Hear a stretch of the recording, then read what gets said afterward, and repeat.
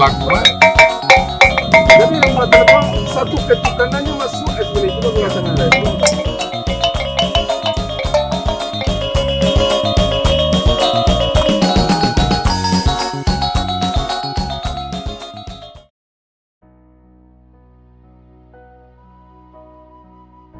Assalamualaikum warahmatullahi wabarakatuh. Selamat siang pemirsa budaya. Pada kesempatan ini kita akan menampilkan bagaimana sejarah dan pelestarian Talempong Paci yang ada di Nagari Tuo Pariangan. Menurut sejarahnya, Talempong Paci ini nadanya awalnya diambil dari talempong kayu yang terbuat dari kayu dan bambu yang ada di Nagari Tuo Pariangan. Semenjak zaman dahulu, para nenek moyang sudah memainkan nada-nada yang ada di dalam nada talempong ini.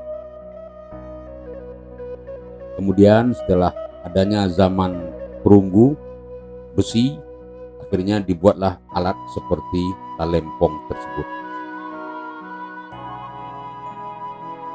Talempong Paci ini sampai hari ini masih lestari dan dimainkan oleh biasanya 3 orang.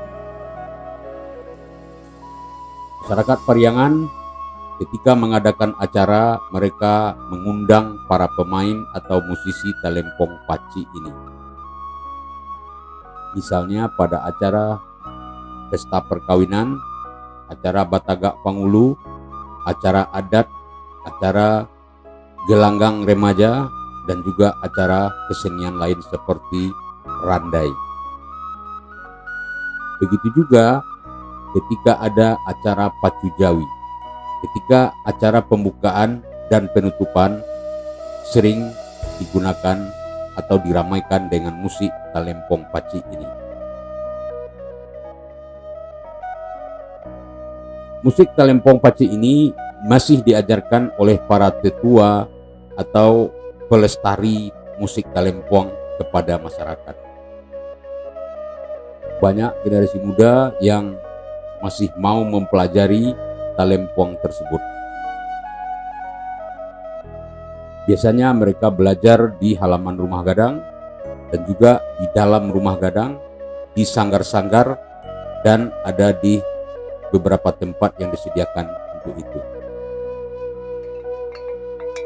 Untuk mempelajari Talempong Paci ini, istilah dari gurunya itu sari-sari murah. Artinya sulit pun tidak, gampang pun tidak. Tergantung bagaimana keseriusan dan ketekunan para generasi muda untuk mempelajarinya. Bagaimanapun, Talempong Paci ini adalah salah satu warisan budaya tak benda yang ada di Nagari Tuo Pariangan. Tentu kita tidak ingin musik ini hilang di telan zaman. Oleh karena itu, untuk pelestariannya, selagi masih ada maestro-maestro talempong, saatnya lah generasi muda untuk bangkit dan serius mempelajarinya.